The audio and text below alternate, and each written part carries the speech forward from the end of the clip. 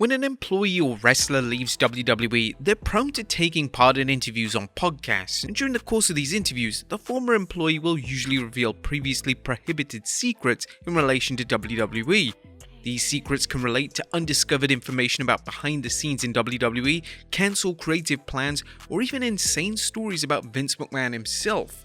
Join us now as Wrestlelamia looks at 10 huge secrets revealed by ex-WWE employees and wrestlers. Be sure to subscribe and hit that notification bell for daily wrestling videos, and follow us on Facebook for exclusive lists. Also check out our new channel, Wrestlelamia Shorts and Wrestlelamia Hindi.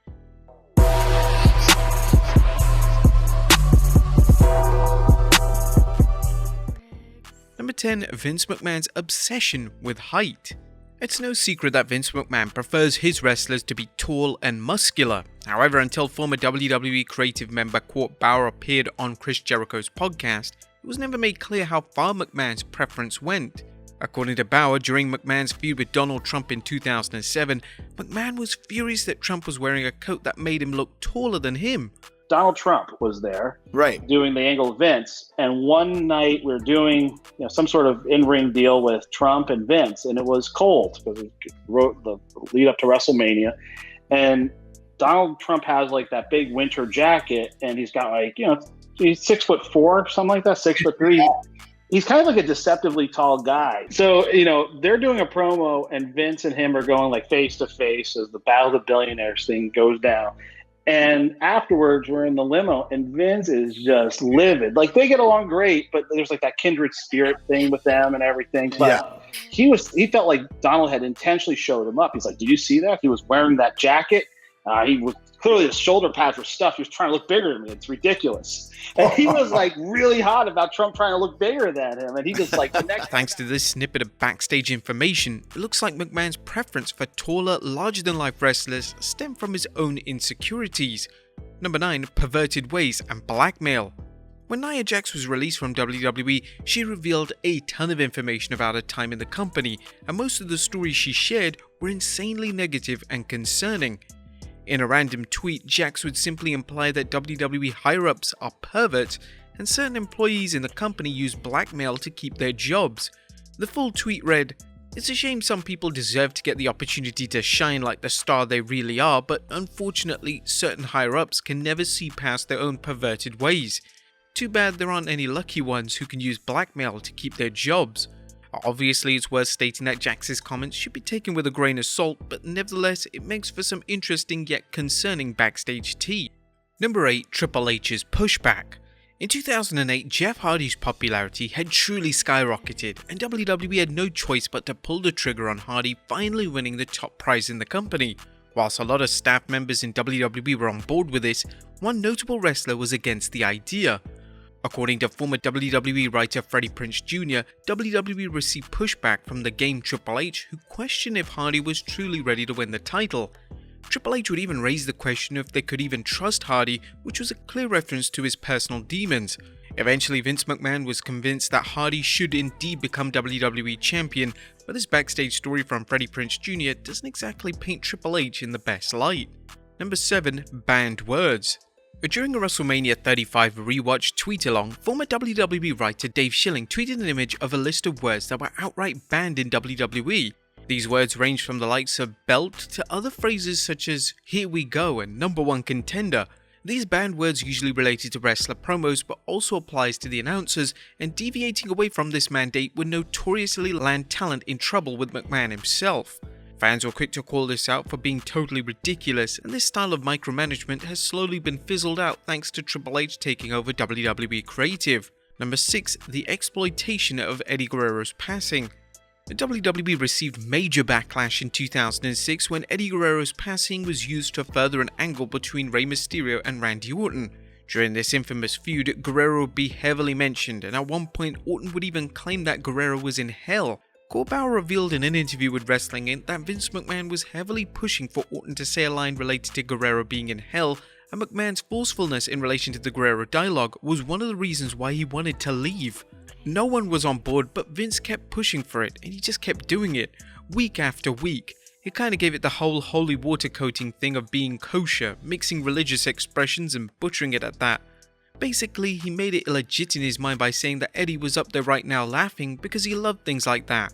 He'd be totally on board for stuff like this. How can you say that? It's just a way of saying something that made it feel less of a cold, evil thing.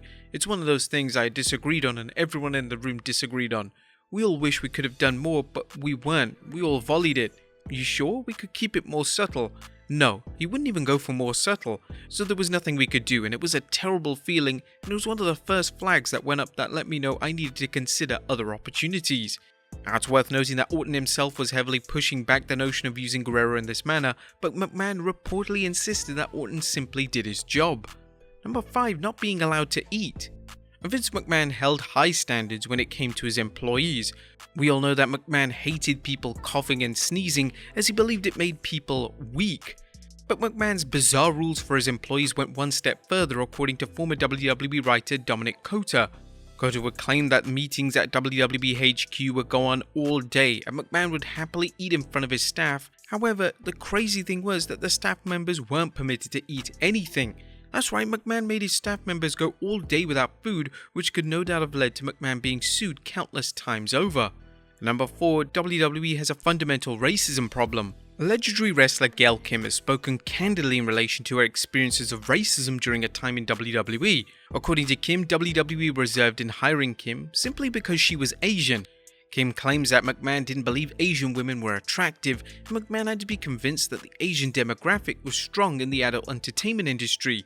In shocking fashion, Kim actually began to make herself appear more white in order to obtain TV time. Kim would reveal this during an interview on Lillian Garcia's podcast, as she revealed, "Office, like, I don't understand what I'm supposed to do here because I do everything you guys ask me to do, and I'm like, I got to the point where I'm like, am I too Asian? Like, I was literally highlighting my hair near the end to become more white. I didn't know what to do at that point. Right.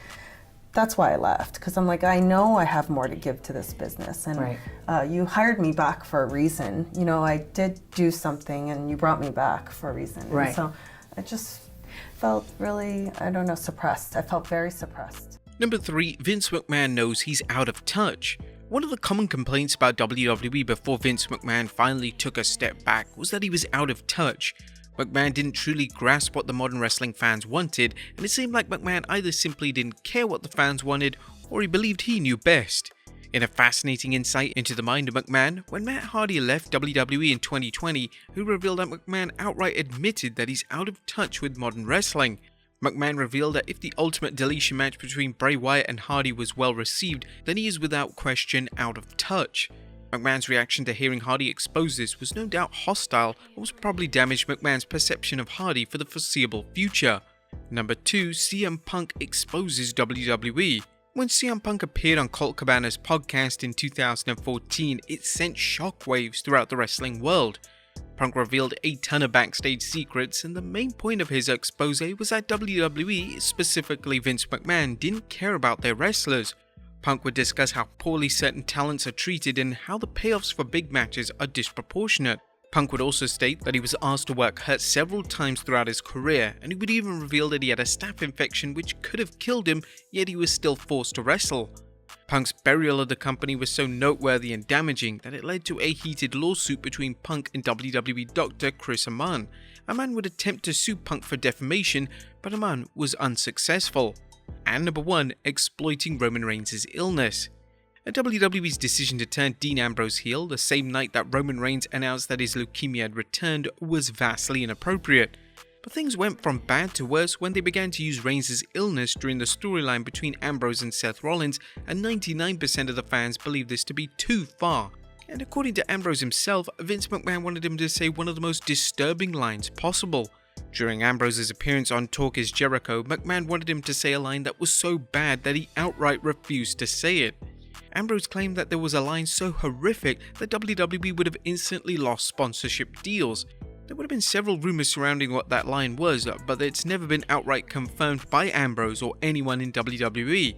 Nevertheless, what this ultimately highlights is that there is nothing that McMahon won't exploit to further a storyline or grab a cheap TV rating. There you have it, folks, 10 secrets revealed by ex-WWE employees and wrestlers. Be sure to leave your comments down below, and I'll see you next time with some more wrestling content.